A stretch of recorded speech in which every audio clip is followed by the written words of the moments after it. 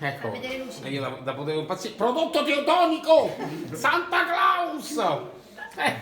Prodotto teutonico tetranellico Santa Claus, che non sei tu. Stupenda, stupenda. A 3 cambio, ma si accende? Snausica? Musica? Fai vedere a Stefano. Vado? Vai, vai, vai! Ma stava scherzando? Ma stava scherzando? Vai. Come suona? Che figata! Ma essendo laziale non so se riesce a portarla però, Proviamo. Vediamo, capito? E laziale ci vuole il padre che la guida. È normale. Era romanista, stava già di traverso. Musica. Musica? No? Ah, circo!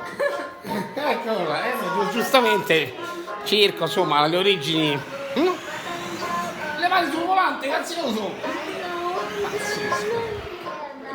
Una PlayStation vivente, insomma. Ma le mani sul volante! Sono un po' irrequieti e sono anche un po' imprudenti sti razzissi. Pazzesco. Io sarei potuto impazzire. Togli queste mani, atteggiamento di Eccolo, chiusura. retro. Sta rosicando, capito? Non c'ha l'attenzione, sta rosicando. E che bello. Ecco qua, Cincenzo. Quando lo mettiamo le macchinette a facente, c'è sta quella saletta là, gestita un po' così da... Eccola. Stupenda. Aspetta. Santa Claus e si spiega. Fari. A LED. LED. Quando c'è tecnologia, c'è tecnologia. Attenzione.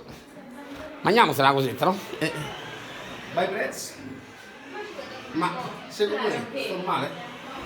Mi sono messo così lì e mi è uscito fuori il Aspetta, è un'altra cosa. prodotto italiano. Adesso siamo forniti bene. No? Per Campone e Brunello. E tu avete zincato Ho questo? portato io.